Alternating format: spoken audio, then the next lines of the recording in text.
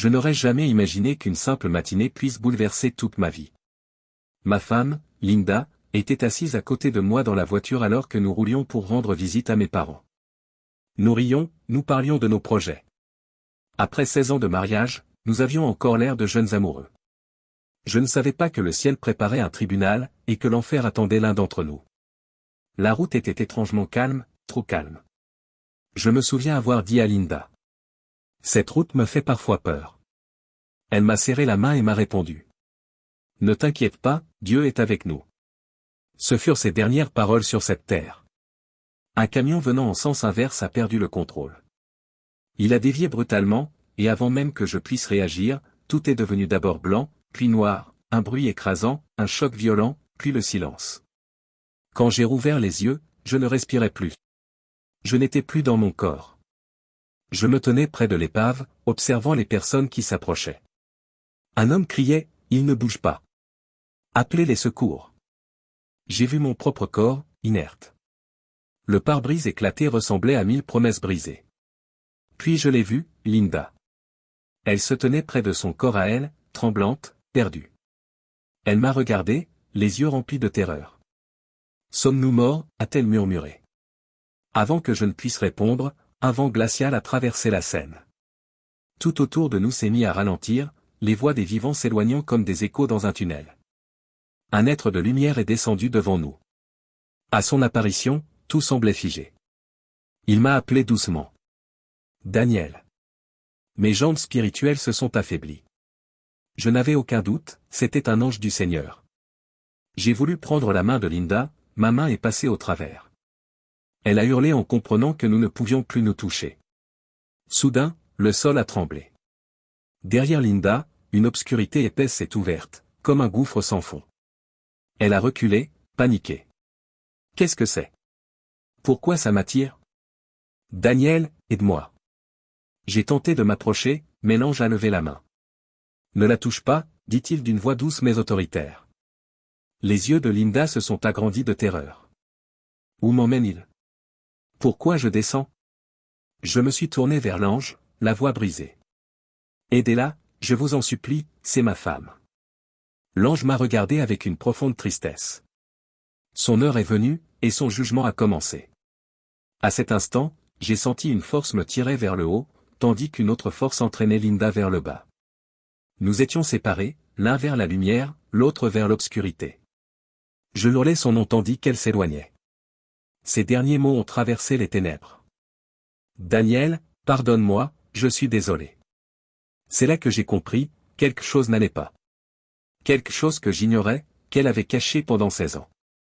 L'ange m'a conduit à travers un lieu impossible à décrire avec des mots humains. L'air était lourd, vivant, rempli d'une obscurité grouillante comme de la fumée animée d'yeux invisibles. Je me suis retourné, mais Linda était déjà hors d'atteinte, avalée par des ombres qui s'accrochaient à elle comme des chaînes. Puis je l'ai entendu. Un cri atroce, déchirant, qui transperçait l'âme. C'était Linda. Daniel. Aide-moi. Je brûle, je brûle. Je suis tombé à genoux, les mains tendues vers le vide. Les ombres semblaient se moquer de moi en l'entraînant plus bas. Mon cœur battait à éclater, ma poitrine se serrait, et mes larmes coulaient sans retenue. L'ange a posé sa main sur mon épaule. Son geste était tendre, mais empreint d'autorité. N'aie pas peur de ce que tu vas voir. Ce que tu vas découvrir te révélera la vérité. Nous avons descendu plus profondément dans l'obscurité. Plus nous avancions, plus les cris résonnaient, portés par un paysage sans fin. Des vagues de feu surgissaient, brûlant sans jamais consumer. Des visages tourmentés flottaient au-dessus des flammes, suppliant, hurlant, maudissant. Et là, je l'ai vue. Linda. Son corps était enveloppé de flammes. Ses yeux, terrorisés, m'ont reconnu immédiatement. Elle criait mon nom encore et encore. Daniel. Daniel. Pardonne-moi. J'ai voulu me jeter dans le feu pour la sortir de là, mais l'ange m'a retenu. Son chemin est tracé. Ses secrets ont ouvert une porte qu'elle n'a jamais refermée. Tremblant, j'ai balbutié. Quel secret? Qu'a-t-elle fait? L'ange a baissé les yeux, attristé. Tu vas voir. Tu comprendras. Mais tu dois regarder. Une vision est apparue.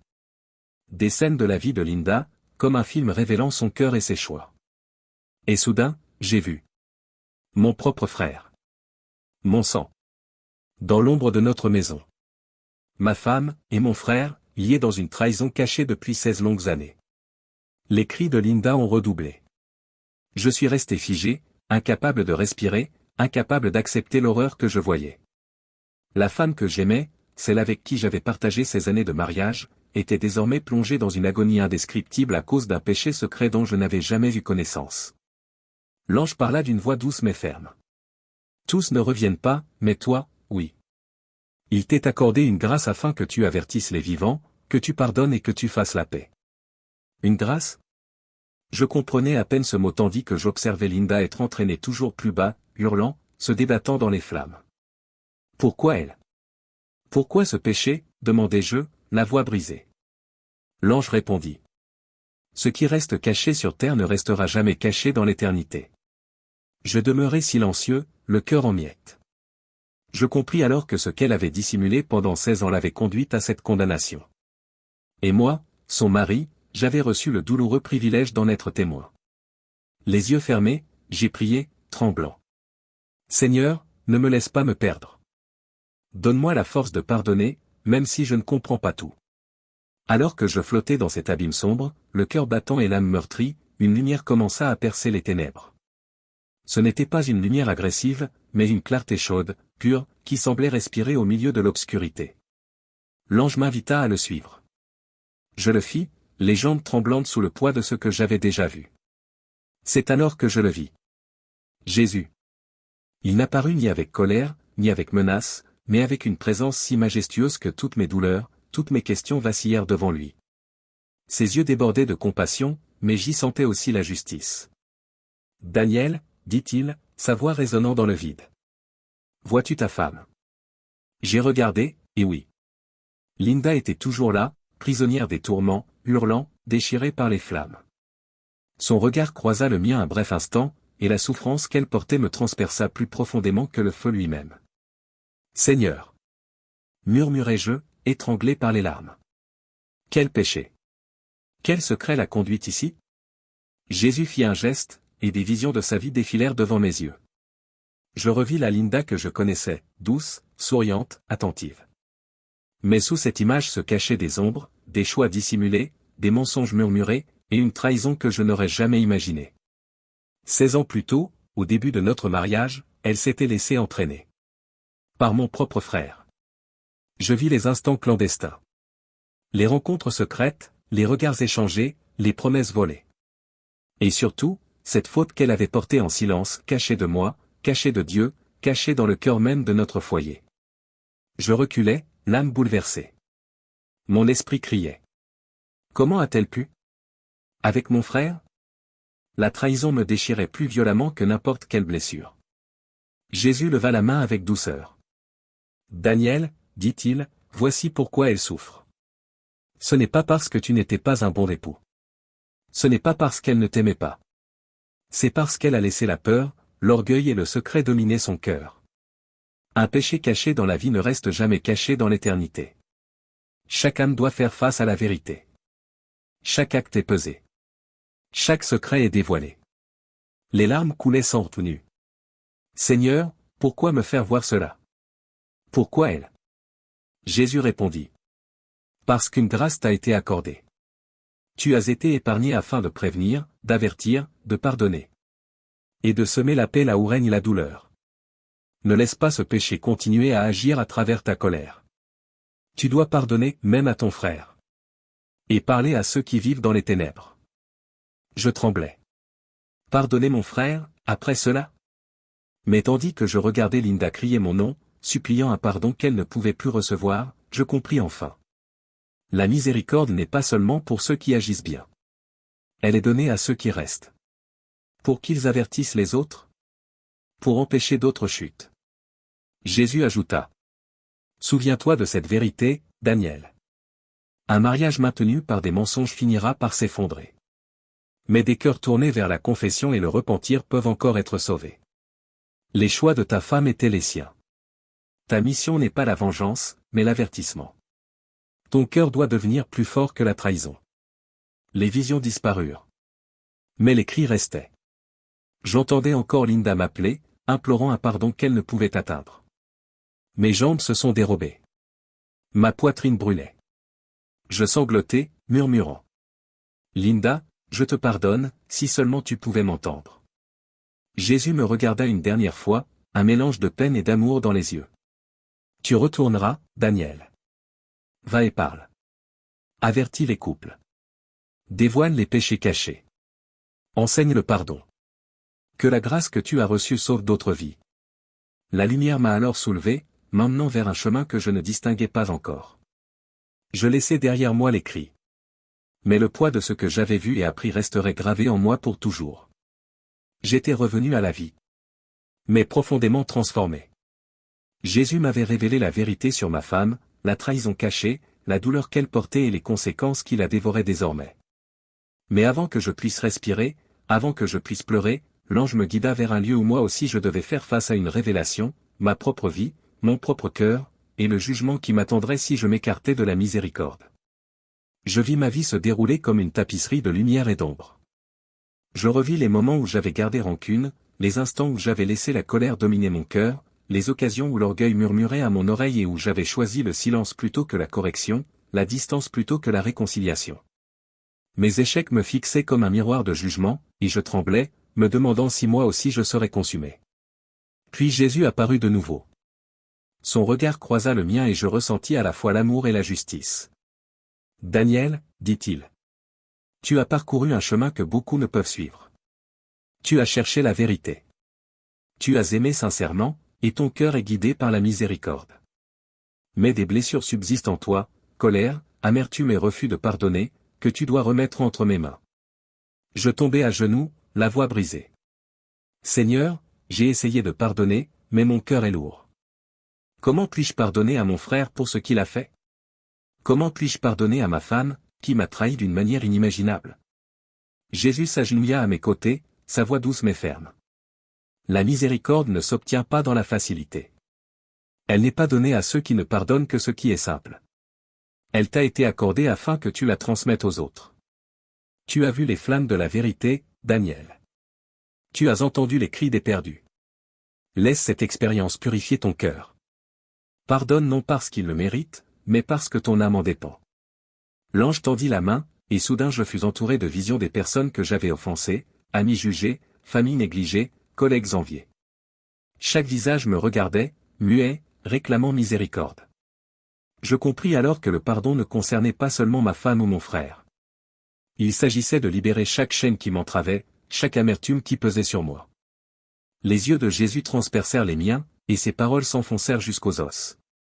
Daniel, tu as été épargné du jugement que ta femme affronte grâce à ton cœur.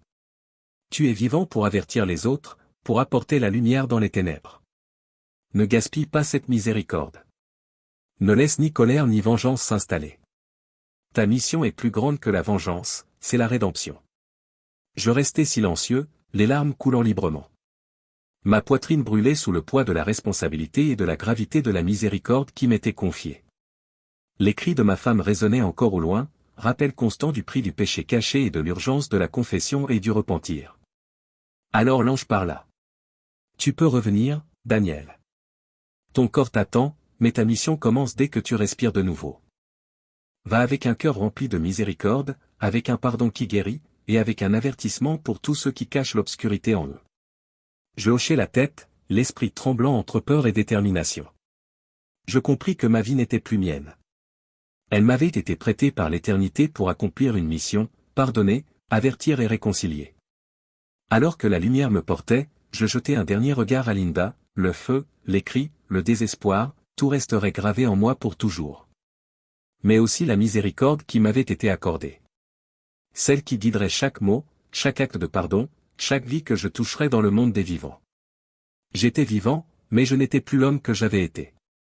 Juste au moment où je pensais que les révélations étaient terminées, un autre message encore plus profond m'était montré, un mandat personnel, un commandement divin qui secoua mon âme jusqu'au plus profond.